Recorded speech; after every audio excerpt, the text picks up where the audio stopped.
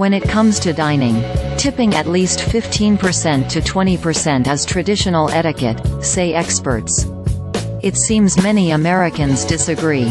Almost 1 in 5, 18%, of people tip less than 15% for an average meal at a sit-down restaurant, and an additional 2% tip nothing at all, according to a Pew Research Center survey, which polled 11,945 U.S. adults.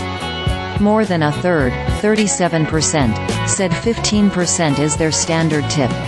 That did surprise me, Drew DeSilver, co-author of the study, said of finding that more than half of people, 57%, tip 15% or less.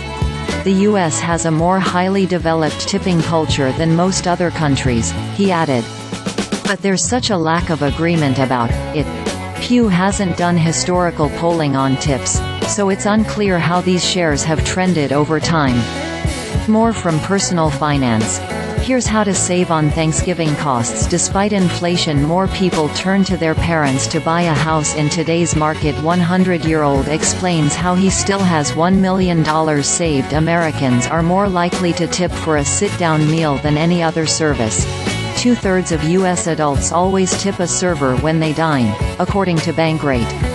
The Pew survey found that 81% always tip for a restaurant meal, a higher percentage than those who tip for haircuts, food delivery, buying a drink at a bar, or using a taxi or ride-hailing service, for example. Etiquette expert Diane Gottsman recommends tipping 15% to 20% for sit-down restaurant service in 2023. However, studies suggest tip fatigue has led tip amounts to decline recently.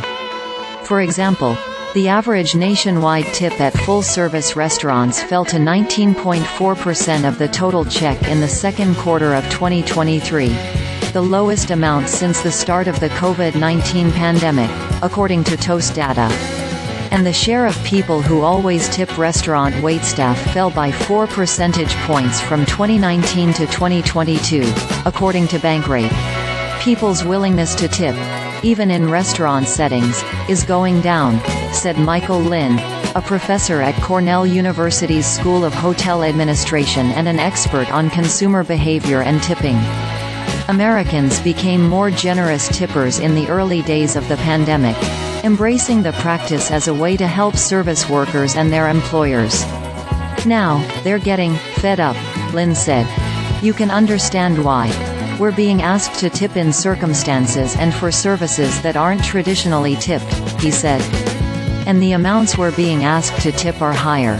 The proliferation of tip prompts has come to be known as tip creep. It comes at a time when pandemic-era inflation, which peaked last year at a high unseen in 4 decades, has pinched household budgets. One of the challenges relative to tip amounts is the lack of a centralized authority to guide norms, Lynn said. Most people, 77%, cite service quality as a major factor when choosing whether and how much to tip, according to Pew.